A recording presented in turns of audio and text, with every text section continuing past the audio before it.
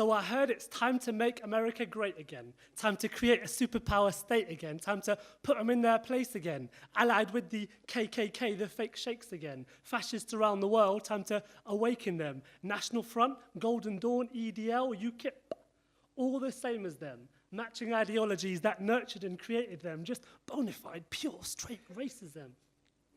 Great again. More like it's time to make America hate again. Time to kill, torture, pillage, and rape again. Time to thieve and take again. Oil and foreign resources, confiscating them. The already broken, time to make them break again. Time to make the world tremble in fear, quake and shake again. So let's go. It's a foot now. The game's on. Of all heads of state now, we got a fake one. The poor, the helpless who we praise on, banning people depending on where they came from.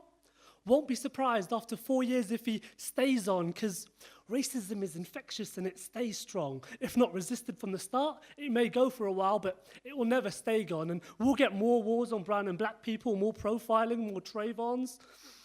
But before we look at what's to come, let's look to the past. Let's look to the stories witnessed by God, the sun, and the stars. Let's listen to the voices of the oppressed, the pains and the scars. Let's look to history, from the first to the last, for his story, hers, their story is ours. So, built on stolen land through the massacres of indigenous tribes, off the back of slave labor, human beings, innocent lives, power maintained by looting nations, military might, killing and lies, a history of death, indisputable. No matter how much he or she tries, the truth, battered and bruised, but it never dies. So we turn off the TV, awaken and open our eyes, realize that we're living in difficult times, hence why we put it in rhymes, mixing facts with similes and signs. So let's see.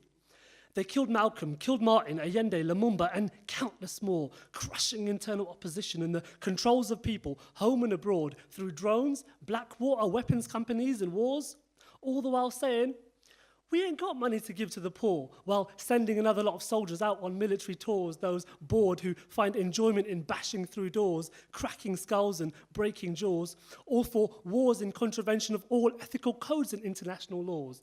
And now with their outdated gun laws, check what they gave us. Columbine, Aurora, Sandy Hook, and now Las Vegas. So from its creation, a nation propping up a system of racial and classist discrimination, from schooling, housing, policing to the courts, that didn't end with desegregation, and rounding up indigenous peoples into reservations with free health care denied to poor and needy patients, hatred spewed from the streets, TVs, and radio stations. And they call themselves a Christian nation. Their hypocrisy unabashed and brazen, for how much of their wealth can be traced back to the slavery plantation, theft of human beings and sold to the highest bidder where they placed them, and now trying to shut borders for those escaping deprivation. So while the whole world looking at refugees and some trying to save them, remember whose foreign policy it was that helped create them. And this ain't the first time they've done this for those escaping war and starvation, our Jewish brothers and sisters fleeing the Nazi Holocaust. America's response? Nah, we can't take them. Sent the ship back to certain death in Europe, back to the devastation, and now have military bases all over the world stationed with interference in countries close by, Cuban and Haitian, and even further afield. You got African, Middle East, and Asian with bombs dropped on the Congo, Lebanon, Hiroshima, and Nagasaki. So whether it's a Paki, raghead, chink, or a darky, country built on racism, stoking fear, forcing poor people to enlist in the army, to leave countries decimated. Somali, Afghani, Iraqi, and then you have Agent Orange slowly killing women, Vietnamese, and men. Internment camps for the Americans of Japanese descent. It came, stayed for a while, and then freedom went, resurrected as terror and fear now, misleading them, deceiving them with media lies and misinformation, got the people believing them. So imagine if Jesus rose up, and to this new land he was sent to tell them to turn to God and please repent. Tell them to look after the poor, the shackled, start releasing them, and to share what they had been given.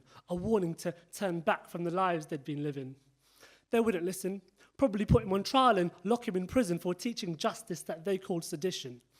So at best, a petulant child, a devilish terrorist state in the worst case, bombing all over the globe now, making the earth shake, sterilizing and infecting women to impact the indigenous birth rate, slavery, the KKK, WMDs, an infamous birthplace. So let's keep it real.